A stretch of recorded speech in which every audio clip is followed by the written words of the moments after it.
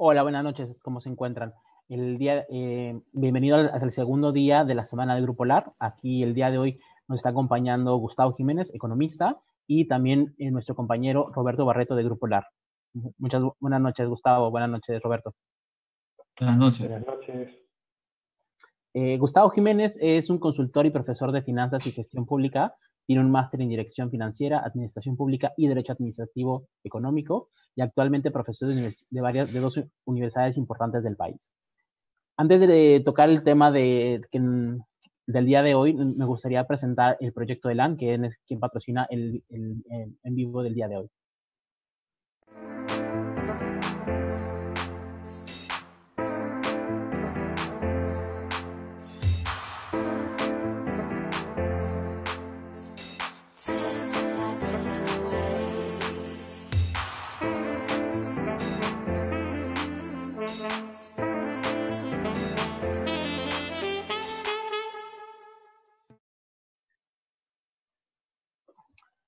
Acaban de ver el video de LAN, espero que les haya gustado. Y el tema del día de hoy creo que es bastante relevante y más en la coyuntura, que es nuestras finanzas personales. Los gastos de la familia, las nuevas medidas que se han tomado para el tema de la AFP, etcétera. Entonces, nuestro primer punto que me gustaría conversar el día de hoy es cómo aprender a optimizar nuestros ingresos después de esta cuarentena que ha sucedido. Y nos gustaría preguntarle a Gustavo, ¿cómo estás observando el panorama económico en el país? Y si crees que la cuarentena inteligente para la reactivación económica podría ser la solución. Bueno, buenas noches. Esta es una coyuntura que es complicada, nadie se la esperó, pero como todo, no es eterno, va a tener un rebote definitivo y en esta medida, lo primero es ubicar la situación financiera de cada uno, ¿no? Y ver en gran medida cómo es la liquidez de cada uno y cómo está el endeudamiento de cada persona, ¿no? Eh, lo principal es que en esta cuarentena las personas han estado, bueno, acoplándose a este panorama, a esta coyuntura tan complicada y tomando medidas, ¿no? Y medidas en general que variaban en función de las decisiones que tenían de consumo y sobre todo de inversión, ¿no? Ahora que obviamente el aislamiento, digamos, formal, pero con cuidado se ha adoptado y hay que tener cuidado porque la salud es importante, eh, ya las opciones que uno debe tener también han cambiado. Entonces, el consumo eh, debería reactivarse muy lento porque esta caída ha sido muy fuerte. Nadie se esperaba una caída del 40% en abril ni de alrededor de 20% en marzo. Entonces, obviamente, eh, la contracción al final del año, las perspectivas no son las mejores, pero también hay posibilidades para eh, saber colocar el dinero, ¿no? Pero como me han preguntado cuál es la posición económica en esta cuarentena, yo creo que lo primero es tener cuidado con el uso de las tarjetas de crédito, las deudas en dólares, porque la divisa obviamente se ha incrementado, y tener también algo fundamental, ¿no? No descuidar los seguros, ¿no? Porque estamos hablando de salud, ¿no? No tener seguro es un problema eh, que se complica y sobre todo si tiene familia.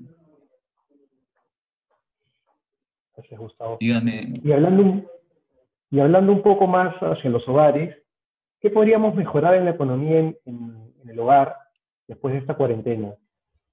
¿Qué hábitos y recursos podríamos optimizar para ello? Por ejemplo, hoy en día vemos un cambio grande en nosotros. Muchos de los trabajadores están bajo la modalidad de teletrabajo. Entonces, respecto a su economía, ¿qué aspectos se estarían ahorrando? claro, el teletrabajo es interesante y yo creo que no solo teletrabajo, sino para los chicos la teleeducación y toda la parte que es virtual, y hay que acostumbrarse. Antes uno tenía tres lugares fundamentales. Tenías la casa, donde estás con tu familia y donde tú vives. Tenías el trabajo, obviamente, donde te realizas y donde generas el ingreso. Y tenías el lugar de ocio, ¿no? Que es donde tú vas, sales, un restaurante, el cine. Bueno, ahora las tres cosas las tienes en tu casa, ¿no? Entonces, eso ha complicado la situación, pero también ha generado una posición interesante, ¿no? Que, primero que nada, los hogares han comenzado a ahorrar, porque se ahorra, ¿no? Definitivamente no ha salido, el consumo es distinto, se ha comenzado, y todo el mundo ha comenzado a generar presupuestos, cosa que muchos habían descuidado. Y claro, siempre te indican que lo principal sería, y lo deseable, el 10% del ingreso ahorrarlo, ¿no? No es tan sencillo, ¿no? Mucha gente ha perdido el trabajo, muchos están usando sus ahorros, y los que tienen trabajo, sí, quizás han podido tener este 10% o un poco más, porque obviamente han tenido que tener un presupuesto diferente, ¿no? Pero con todo, en esta coyuntura, lo principal es generar flujo de caja, porque sin flujo de caja no funciona absolutamente nada. Y en ese sentido, lo principal sería el pago de algunas deudas, ¿no? Eh, los bancos lo que están haciendo es dar las alternativas para que se paguen las deudas. Por ejemplo, cambio de fechas de vencimiento, pago de créditos en dólares, pasarlos a soles, esa es una buena alternativa. Es increíble la cantidad de gente que tiene crédito en dólares y gana en soles. Eso es una locura, porque tienes que tener el crédito en la moneda en la cual tienes tu remuneración, ¿no? Y cuidar, pues, la posición crediticia en función de tener, pues, siempre, pues, una alternativa de crédito para alguna emergencia, ¿no? Otra cosa es tratar de reemplazar la deuda más cara por alguna más barata. Eso las familias lo están haciendo. Hay varios bancos que están comprando deuda. Esa es una alternativa interesante. Obviamente, podríamos tener en consideración también aprovechar algunos descuentos que en esta coyuntura han surgido para cuidar la liquidez, obviamente.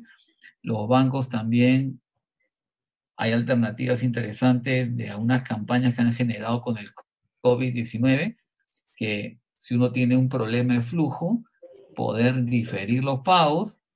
Claro, obviamente hay una posición de un costo, pero cuidando, pues, lo que les digo, que es la posición crediticia, ¿no? Y esto obviamente apostando que uno va a mejorar en el futuro y que la reactivación tiene que darse nuevamente. Las medidas que ha dado el gobierno para reactivar la economía, o sea, las medidas que se han dado y el cese del aislamiento obligatorio, no es para que necesario, o sea, no es para que la gente salga, invita a la gente a su casa. Eso es para reactivar la economía. Es para que uno se cuide, pero reactivando la economía. La economía no puede seguir así. Es desde todo punto de vista, tiene que haber consumo. O sea, si uno ve las cifras de desempleo en Lima Metropolitana, del INEI, o sea, las formales, son bien serias, son altas. Para no dar cifras, para no confundir necesariamente, pues estamos hablando de cifras altas. ¿Y eso es por qué? Porque donde más se ha golpeado es en la gente que tiene en el sector real posiciones de servicio, sobre todo, que es un montón de gente que trabaja en ese sector. Entonces, tenemos que reactivar por ahí, ¿no? Definitivamente. Algo que mencionas interesante es el tema del flujo. Entonces, hay una pregunta que me gustaría hacerte sería respecto a alquilar y comprar, porque al final del día, si tu compra del departamento es el mismo monto que el alquiler que estarías pagando, pues realmente ahí no se habría afectado tu caja mensual, ¿no? Básicamente. Bueno, la inversión si uno tiene la liquidez, siempre es buena. Es más, hoy por hoy, si uno tiene la facilidad, lo primero que uno ha visto es que han comenzado las constructoras nuevamente a operar. Entonces, Claro. la posición hipotecaria es una inversión muy interesante. Siempre. Como les digo, esto no es eterno. O sea, esta es una crisis que ha sido terrible, pero nosotros estamos apostando a que, obviamente, claro, el Banco Mundial y una serie de entidades están indicando una contracción de alrededor del 12% este año, pero el próximo año vamos a tener un rebote importante, arriba del 6%. Y definitivamente lo que va a pasar es que, obviamente, todo va a continuar. La inversión hipotecaria, ya sea para alquiler o para vivienda, siempre es una buena opción. Vale, muchas gracias, Gustavo. Y dentro de todo este esquema, lo que has comentado dentro de las medidas que ha tomado el gobierno, hay una pregunta sobre los que están trabajando y que son dependientes, o bueno, algunos también independientes que han trabajado antes, pero que con esta nueva ley que se ha decretado por el gobierno del 25% de la AFP, ¿crees que es importante su retiro? ¿Cómo invertirlo? O quizá, si es mejor dejarlo ahí, ¿cuál sería tu postura en ese aspecto? Lo que sucede es que hay dos puntos de vista importantes. El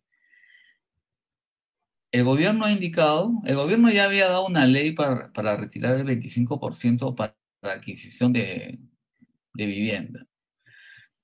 Y si vamos por ahí, yo creo que esa es una alternativa bien interesante, ¿no? Porque da facilidades para retirar el 25% y poder acceder, pues, a la compra si es primera vivienda. Eso es lo importante, ¿no?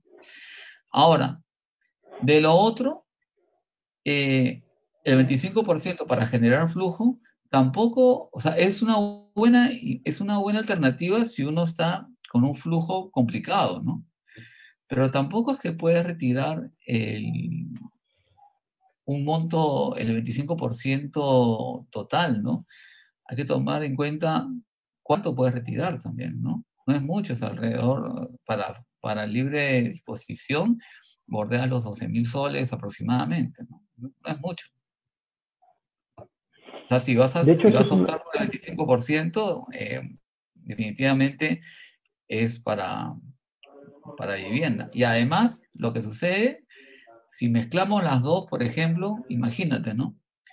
Tener, no sé, pues, imagínate 40.000 soles, retiro el 25%, me dan 10.000 soles, y solo me quedaría de esos 30.000 el 25% para vivienda, ¿no?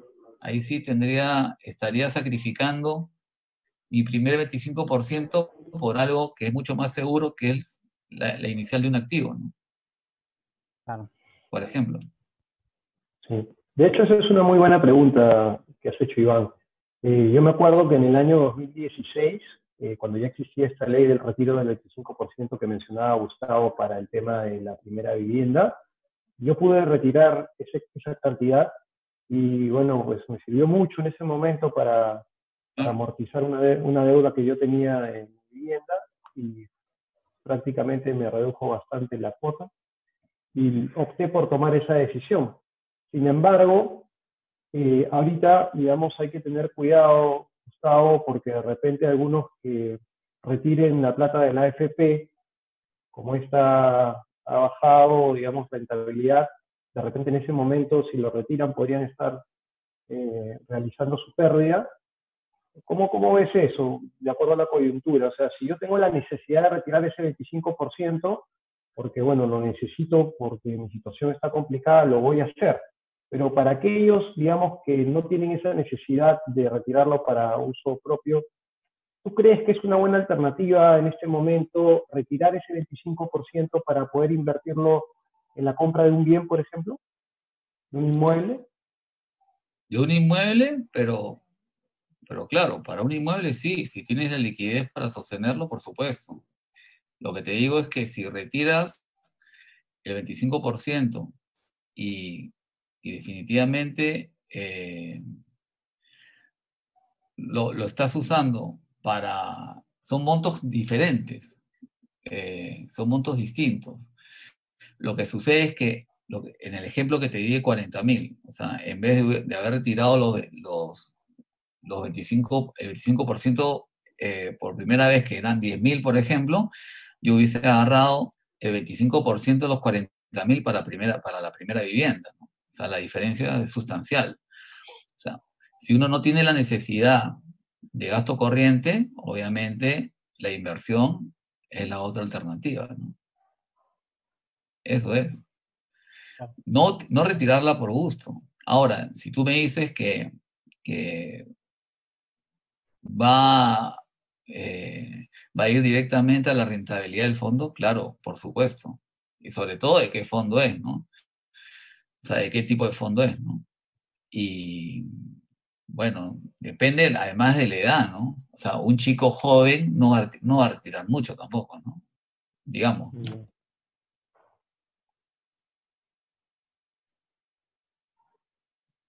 Gracias, Gustavo. Y de las siguientes preguntas que ya habíamos considerado era el que te quería como que teníamos hacer, era dar unos segundos. ¿Cómo crees que sea la expectativa de proyección económica en los próximos 3, 4 meses en la parte empresarial? En la empresarial, el rebote es importante, pero la contracción ha sido muy fuerte, ¿no? Sobre todo en el área de servicios, ¿no? Si tú ves Claro. aproximadamente, yo tengo las cifras aquí de cómo ha estado ese 40% que te dije en abril, que digamos técnicamente tenías una contracción del 13% de abril. Claro, hay sectores que le han dado durísimo, ¿no? ¿Por qué? Porque han estado paralizados, ¿no? Pero la reactivación es lo que tú ves, ¿no? Por ejemplo, la construcción, tú la has visto parada porque no se podía, si no iban, cómo iban a operar si ni siquiera podían los obreros ir, pues, ¿no? Era imposible. Pero ahora tú lo estás viendo. Entonces, tú ves un sector real que está poco a poco recuperándose y obviamente de la caída fuerte en construcción, esto se va a ir levantando en el año, ¿no? Obviamente no en las perspectivas que tenían el sector en este año, ¿no? O sea, si tú veías cómo venía creciendo el cemento, el fierro, todo en los últimos años, porque la construcción ha sido un punto importante dentro del producto siempre, bueno, casi se ha detenido para el caso del sector privado, ¿no? Y además hay una cosa importante, ¿no? Y en eso sí el gobierno ha pecado, ¿no? Que es el que da empleo es el privado. El producto va desde el privado. Y el error ha sido no consultar con el privado, no como debiese. Porque en gran medida ha sido radical y bueno, está bien que se haya paralizado por orden, ¿no? Pero el cuidado, el Estado no te tiene que cuidar, es una responsabilidad de cada uno. Lo que sí tiene que reactivar la economía. O sea, esto se tiene que reactivar de todas maneras. Y en definitiva, el sector privado es el que va a dar empleo. Y es el que da empleo, es el motor de la economía, totalmente. Hay algo mencionas ahí, el hecho de la reactivación y que básicamente esto no es un problema sistémico, o sea, no hay un problema como una crisis, sino que parecería, bueno, de hecho, es un problema que surgido por las medidas que se tomaron. Y, por ejemplo, ahorita nosotros como en varias de nuestras obras ya estamos retomándolas porque ya están activas y, bueno, es un momento en el cual se paralizaron, pero después continúan y las inversiones continúan, ¿no? Que eso es básicamente lo que dices, que es temporal y que empieza a ser el repunte para poder mejorar el tema económico a nivel general. Es que es así. El sector privado, y hay posiciones importantes, la construcción es uno de ellos, la manufactura es otro, el comercio es otro. Obviamente, en ese sentido, y sin tomar en cuenta los sectores grandes, ¿no? Como minería, etcétera, ¿no? O sea, no estamos tomando en cuenta eso, estamos viendo el sector que es más cercano a la gente, ¿no? El caso de construcción, además que tú lo puedes ver, ¿no? Eh, y además es obvio, ¿no? Porque tú ves construcciones en varias partes de Lima que se habían quedado a la mitad y ahora estás viendo que lo primero que ha pasado está siendo más dinámico, ¿no? Entonces, por ahí va a venir el crecimiento. No estoy diciendo que no ha sido una crisis, por supuesto que ha sido una crisis y horrible, pero la reactivación va a venir por esa posición. Y además porque eh, el apalancamiento para el caso inmobiliario siempre ha sido una opción interesante, siempre. Y además uno lo ve, o sea, las construcciones que están viniendo, que se están dando y los proyectos, el déficit inmobiliario todavía es bien alto. O sea, no es que sobran las casas, no es mentira, o sea, no es así. Lo que sucede, claro, los proyectos se están dando y en definitiva es un proceso que este año va a ser un poco lento, pero va a tener un rebote el siguiente año y obviamente los proyectos se van a dinamizar. Esto no es eterno, ¿no? O sea, uno no va a apostar a que la crisis va a seguir de esa manera, ¿no? Obviamente hay que tener cuidado, pero definitivamente nadie está diciendo que el siguiente año, o sea, yo no he visto ninguna proyección que dice que el 2021 vamos a caer. Claro. No, no, yo no he visto ninguna. Yo lo que he visto es que este año es espantoso, que tenemos mil problemas, que tienes gente que te dice, el propio gobierno te dice una cifra que no es nada alentadora, entre 10 y 12%, y los privados te dicen que puede llegar hasta menos 20%. Pero todos te dicen que el próximo año la cifra es positiva. Eso te da un aliento interesante. Claro. Algo que mencionas mucho es que esta coyuntura, pues, sí, de todos modos, aún existe una demanda importante de inmuebles. Y creo que eso también lo hemos reflejado porque ahorita las inmobiliarias, incluyéndonos, estamos haciendo promociones porque queremos reactivar esa parte, pero algo importante y de hecho nos preguntan bastante las personas es, oye, por el momento por el cual estamos pasando, hay mucho descuento, me van a descontar 20%, cosas así. Y siempre cuando siempre les contestamos el hecho de que, si bien es cierto, la demanda bajó un poco por la situación, pero eso no quiere decir que la construcción baje y entonces el precio del departamento baje. Pero lo que sí ahorita estamos ofreciendo son muchas promociones o flexibilizando la forma de pago para ayudar a las personas, porque al día de hoy, una vez que reactivamos las obras, tienen un mayor costo. Entonces, no le podemos dar un descuento súper alto precisamente por eso, pero sí facilidades para que el próximo año, como tú dices, que se está reactivando todo, puedan ir mejorando las perspectivas de cada uno de los clientes y que se sientan con menos presión al respecto. Claro, si todo el mundo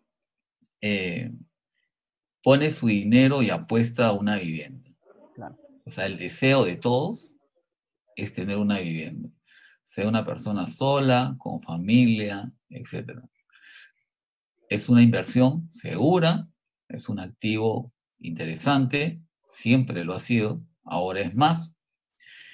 Y además, las ofertas inmobiliarias son en todo Lima, porque si tú dirás que era un sector, no, es en todo Lima, diferentes tipos de departamento, diferentes tamaños, pero lo que también ves es que hay muchos que se están vendiendo, muchos que se están comprando y muchos que se están alquilando.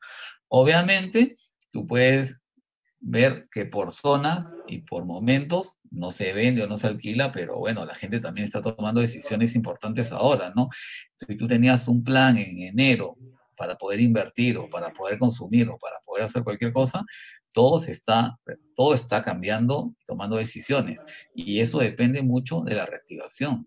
Claro, ahí está involucrado también cosas que también son exógenas como el tipo de cambio, etcétera, ¿no? Pero los créditos son en soles, ¿no? Es lo que yo creo. Definitivamente la gente se debe endeudarse en la moneda en la cual le pagan. Y ahí los bancos, pues, en definitiva están ofreciendo tasas interesantes. Lo que me preguntaste del 25%, mira, si tú tienes liquidez, pero no tienes un fondeo primero para darle inicial, la AFP es perfecta, pues, ¿no? Porque si tienes la liquidez, ya el pie te lo dio la AFP, ¿no? Y no hay nada mejor que tener una inversión ahora. Sobre todo, imagínate, hasta los 65 años. O sea, si tienes, no sé, pues 45, pues, o sea, tienes 40, son 25 años, 20 años. Bueno, pues, además uno va a trabajar, ¿no? O sea, no es que va a cesar a los 65 años necesariamente, ¿no? Eso es lo que pasa. Ok, yo justo le quería recalcar a Gustavo que de repente este es un momento oportuno para poder hacer una inversión en vivienda, ¿no? Dadas las ofertas que están dando las inmobiliarias, las promociones, y que bueno, justo lo que has mencionado y te he seguido atentamente, que el próximo año va a ser un año que va a rebotar la economía y probablemente va a haber, digamos, mayor demanda y eso va a impulsar hacia arriba los precios. De repente, este es el momento adecuado si es que uno tiene un exceso de dinero, invertir en un inmueble puede ser el mejor momento este. Mira, cuando tienes liquidez y tienes la oportunidad, cuando hay momentos de crisis y comienza la recuperación, es el mejor momento, porque la inversión, el inmueble, siempre ha sido una posición en la cual la inversión ha mejorado en una proporción interesante. Obviamente, como inversión, es la más interesante, ¿no? Si tienes liquidez y lo puedes hacer, perfecto, ¿no?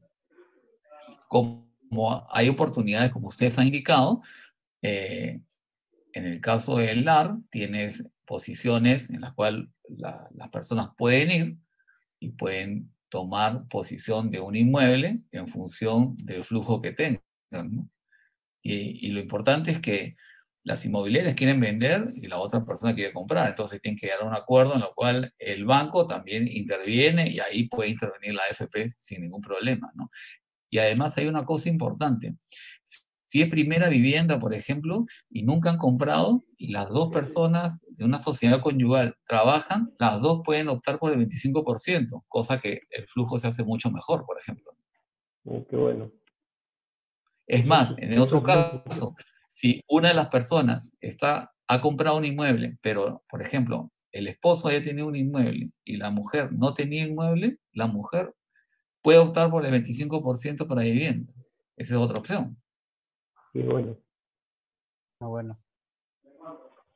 Y aparte Bueno, con los programas del Estado en donde te incrementan tu cuota inicial por el tema de los bonos, también eso ayuda para el tema de la liquidez, como Claro, comentas.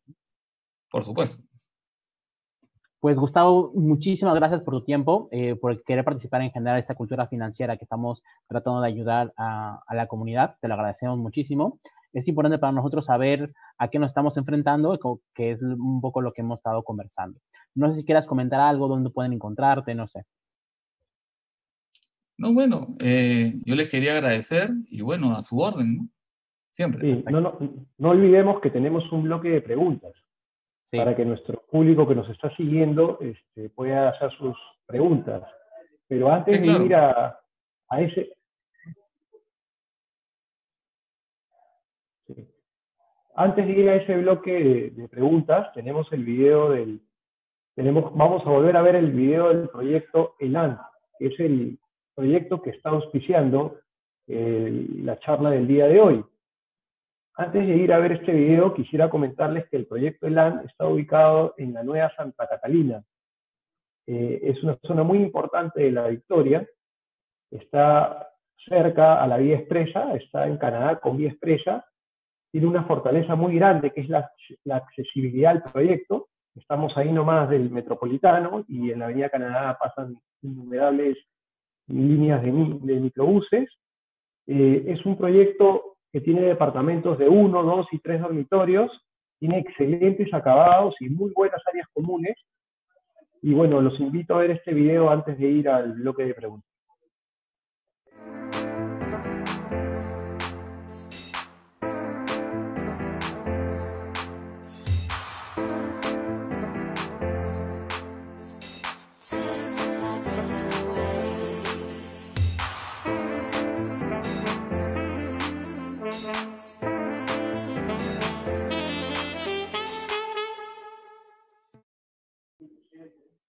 Entramos, entramos al bloque de las preguntas de las personas que nos están viendo. Y el primero que tenemos aquí es Ana Gutiérrez.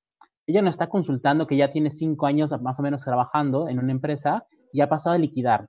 ¿Qué es lo más óptimo que podría hacer con sus ahorros? Es lo que está preguntando ella. Gustavo, no Bueno, sé si nos puedes sí, claro. ayudar Bueno, con esta respuesta. dependiendo cuál es la expectativa que tiene, ver en qué puede invertir. Hay opciones interesantes. Si la liquidación es importante, puede optar por una inversión hipotecaria y si no, ver la forma en la cual optimizar el ahorro, ¿no? Definitivamente. Por Justamente ahí en va. ese punto, tenemos una pregunta de Rosita del Carpio, que nos dice lo siguiente.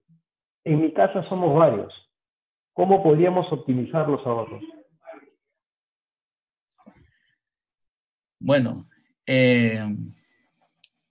la optimización va en función de buscar la mejor alternativa de ahorro, ¿no? Ahora, la mejor alternativa está en el instrumento del mercado que genere la mejor tasa, ¿no? Y hay instrumentos importantes, ¿no? Instrumentos novedosos que le pueden dar en función del monto un retorno interesante, ¿no? Obviamente, si, les repito, ¿no? No va a ser el retorno que uno podría conseguir en función de la compra de un inmueble, porque el inmueble siempre va a tener un retorno mayor, ¿no? En ese sentido, ¿no? Hay gente que opta por pasar los ahorros en dólares y jugar a la especulación. Bueno, pues es altamente riesgoso. Otros, mucho más conservadores, lo meten en fondos mutuos, pero tendrían que ver qué tipo de fondo mutuo es, porque no necesariamente van a ganar. Algunos ganarán, algunos no, porque no sabes el futuro, no sabes la renta variable o fija en la cual está determinando el ahorro, ¿no? Otros optan por un plazo fijo, con un premio en algunos bancos, y otros, pues, como les digo, optan por una inversión en algún activo, ¿no? Por ahí es el ahorro. Y también existe ahí, Gustavo, el hecho de que mucha gente que ahorita a lo mejor ya compró su departamento y tiene deuda, ¿no? Que es lo que llega a pasar mucho.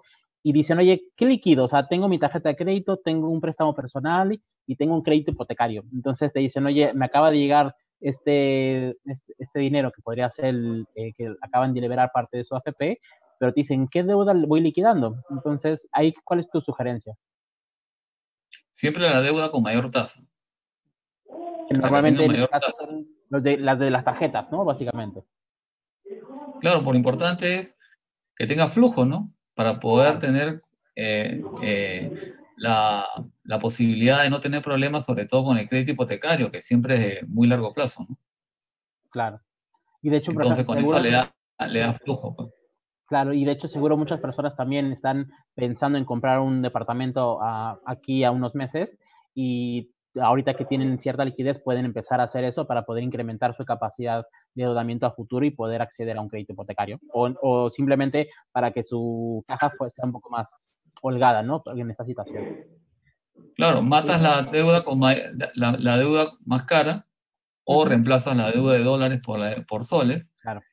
y, y eso te da, pues, primero cuidas tu calificación crediticia, que es Uh-huh. importante, porque lo que seguramente la gente está buscando es salir de las deudas para optar por una inversión a largo plazo, que es el caso de un crédito hipotecario. Y si lo tienes, tener la tranquilidad de poder cumplir con el crédito sin problema, ¿no? De Claro. nada te sirve pagar el más barato cuando vas a tener problemas de flujo con el más caro, ¿no? Uh-huh. También están mandando unos saludos por ahí y tenemos una pregunta de Daniel Andrade. Él nos pregunta, que creo que eso lo contestamos hace rato, pero tomamos lago, que dice, si tengo mi esposa y ambos podemos retirar el 25 de AFP y los dos podemos poner como parte de una cuota inicial o solamente es uno. Entiendo que sí son los dos, ¿no? Como comentabas. Los dos, si es primera vivienda. Claro. Pero si uno tiene una vivienda, uno de los dos de la sociedad conyugal, si nunca ha comprado, puede comprar. Vale. y a futuro la otra persona, no, porque está en nombre de otra persona. Y a este 25% de la AFP, y si llegaron a retirar también lo del 25% libre, también lo podrían depositar como parte de su cuota inicial las dos personas, ¿no? En ese caso. De Sí, ser posible. pero te reduce el 25%. Sí, no, sí, Porque, queda claro. porque ese 25% puede llegar solamente a poco más de 12.000 soles. Sí. 900. Claro. No, no es mucho.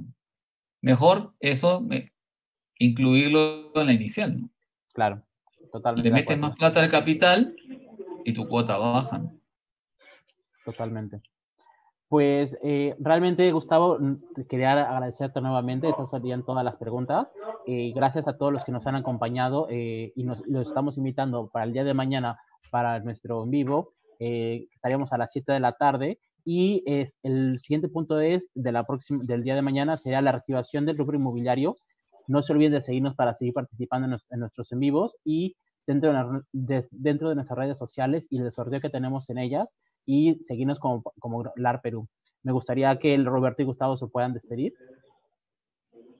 Muchas gracias a todas las personas que han participado de esta interesante charla y como dijo Iván, los invitamos para el día de mañana. Bueno, muchas gracias al Grupo LAR y bueno, estamos siempre pues a la orden. Gracias. Muchísimas gracias a todos. Que tengan muy buena noche. Hasta luego.